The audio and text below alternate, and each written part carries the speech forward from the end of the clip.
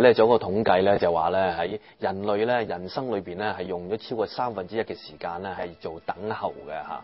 咁你諗下咧，我哋每日嘅生活裏邊咧都好多嘅嘢要等啦嚇，即係我哋要過馬路要等紅綠燈啦嚇，我哋咧係去食嘢要等咧係即係攞飯啊，或者咧係啲侍應咧攞嘢嚟啦嚇。咁咧我哋人生裏邊咧要去等考試啦嚇，可能朝早去廁所都要等啦嚇。咁好多時間用咗嚟等嘅。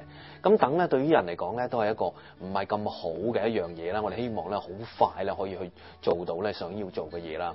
但係聖經裏邊咧嘗試提醒我哋咧就係咧凡等候耶和華嘅咧先至係好喎嚇。原來神咧有啲時間咧係要我哋人生裏邊咧學習等候學習咧係唔係即時得到我哋想要嘅嘢啊？點解要等咧？如果我哋睇聖經，我哋睇到好多咧聖經嘅人物咧都要神咧透過咧係等待等候咧去熬練咧同埋咧去顯明佢自己嘅心意啦。我哋睇見挪亞咧點樣等待咧洪水嘅來臨啦跟住咧等待咧洪水嘅退卻啦。我哋睇見咧呢一個嘅亞伯拉罕咧點樣咧去等待神咧早應許咗佢，但係咧卻係咧係未出現嘅一個咧係應許啦我哋亦都睇見咧摩西咧係等候神咧點樣咧係等候咗40年咧係將以色列人咧係從咧埃及地咧去領出來啦。其中一個咧係等候神嘅聖經人物咧，佢名稱咧就叫大衛嘅嚇。咁咧大衛王咧一早咧喺年輕嘅時候已經俾咧撒母耳高立咗咧要做以色列嘅皇帝啦。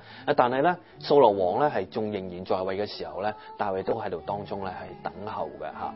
等候咧的確咧唔係容易㗎嚇。咁但係咧等候力量喺邊度嚟咧嚇？咁咧聖經大衛咧親自寫咗呢篇嘅詩篇嚇，咁咧嚟同我哋述說咧等候嘅力量喺邊度嚟佢等候嘅盼望喺邊度咧咁。詩篇62篇大衛嘅詩篇，大衛咁講話，佢話我當默默無聲專等候神，我的救恩是從他而來。